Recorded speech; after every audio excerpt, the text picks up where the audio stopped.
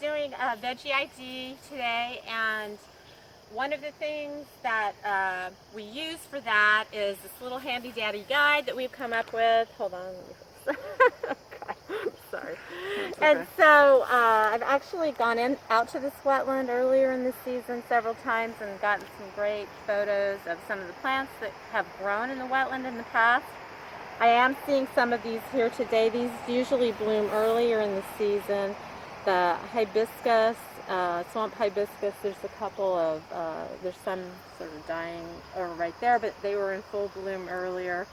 The pickerel weed, and there's swamp milkweed, and also beautiful cardinal flower. I found all of those in this wetland. What I think we're going to see, or what I'm seeing a lot of today, is the Persicaria or polygonum, so this little white one, and then the one with the recurved spine, the terrathum, which is Persicaria sagittatum. And I do see some solidago, although it's a flat top version, so this is a goldenrod.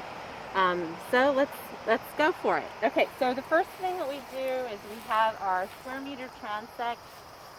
Remember this from the demo lab. This has 100 grids on it, and so usually 2 or 3 students hold this, but I'm going to place it down just to make it easier.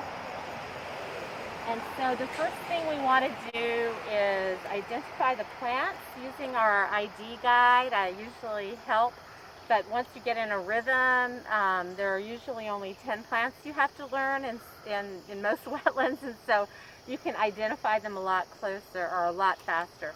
So one of the things we do for efficiency is we use something called Pete's cover classes, which are 1 through 10, so that we don't have to count grid points. So if Stephanie can show you it here. Sorry, this is a handwritten one. We couldn't find the other clipboard. So you can see that 1 is trace, 8 is 50 to 75% cover, 10 is 95 to 100% cover. And so instead of putting a percentage, we put a number in the data sheet, which is our data sheet. Okay, so this is Transect 1, Transect 1, sample 1. So that's the first thing that I'm going to write in the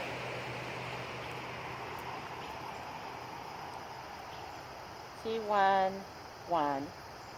So it's important to look at the flag and then write the sample ID down. As we mentioned before, you don't have a sample ID, you don't have no idea where that sample came from. So the next thing on this data sheet is plant ID and percent cover. So the first thing that we do is we look at our guide, and we try and figure out what these plants are. And in some cases it's not on the guide, and then we just take a picture, or I might know what it is, and then we put it down. So, okay, so let's take a look at what's in this. So I'm seeing 2 plants that are in the guide. One is this terrathum, so Stephanie can grab one of those. This one? Yeah, here. Yeah, so that's the terrathum, the polygonum sagittatum. I'm also seeing a sedge, like underneath it. See with the little, yeah. And let's look that up real quick. I think it's Cyperus strigosus. So you can imagine lots of hands helping out with this. Yeah. So that one is Cyperus strigosus. And I'm seeing there you go. I'm seeing a goldenrod down here. This is a flat top goldenrod. I don't have it in the ID guide, and so we'll just call it flat top. And I'm seeing something that's also not in the ID guide. I've never seen it out in this wetland, jewelweed. And I'm not sure what the common name on that one is. Okay, so I'm seeing And then what about, is this some sort of, oh, this, what's this one? I think I have that one in the IZ guide. I'll pause it real quick.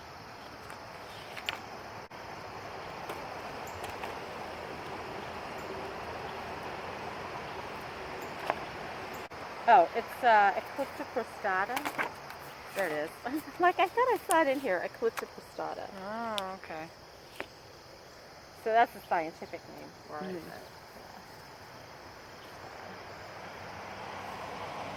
I saw grass over there. Oh, I see. Okay, yeah, so I'm seeing common rush here. Juncus effusus. It's got a really spiky top, so I always watch out, don't bend over without sunglasses on.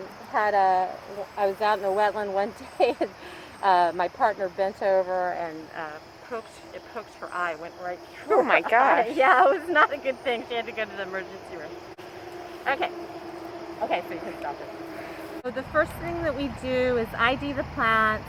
It usually works best if 4 students work the station because you need a recorder and 3 sets of eyes, a couple people to hold the quadrat, and then somebody just to help with the counting and the percent cover. Okay, so we identified 5 different plants, and I've got the scientific name for 4 of them, and then one I don't know, it's not on my data sheet, jewelweed. And so for those, I just use the first letter of the scientific name. So in this case, Persicaria sagittatum was that tear thumb, Cyperus strigosus was the sedge, Eclipta prostata was another plant, and then Juncus effusus, that's the rush, the spiky rush. Okay, so the next thing we do is we come to some consensus on what the percent cover is.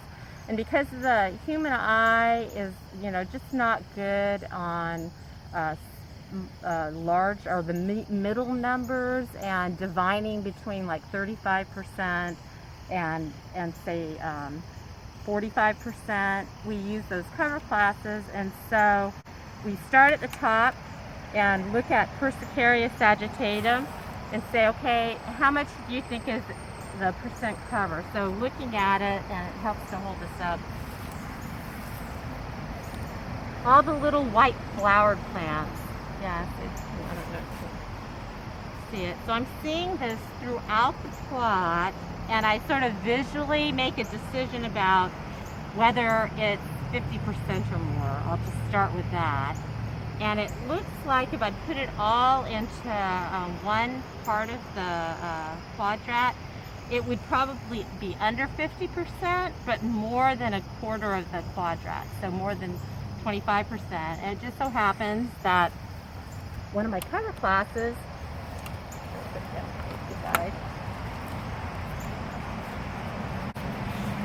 is number 7, is 25 to 50%. So that is number 7. So that's the percent cover I'm going to assign to Persicaria sagittatum. So jewelweed is a little bit less. I see a couple over here, but I know that the plant is more extensive, and some over here too. So if I put that all in one, I would say it's definitely less than 25%. And the question is it more than 10% with the plants? So I'm going to say no, it's less than 10%. And so I have a cover class that's 5 to 10%, and that's the one I'm going to use for the jewelweed, 5 to 10%, which is number 5. And then we just go through all of it. So it is very common in a productive wetland to have more than 100% cover. So if we sort of go down a little bit, I'm going to lift this up, you can see that there's a lot of overlap. We've got like upper story, understory, just like a rainforest. And so you're going to have more than 100% cover in this plot. There's a lot of overlap. And so you come to agreement on the percent covers, and that's what you end up. You go through this process of deciding, is it more than 50%? Is it more than 25? Is it less than 10? And the eyeball has a much easier time determining that level of percent cover.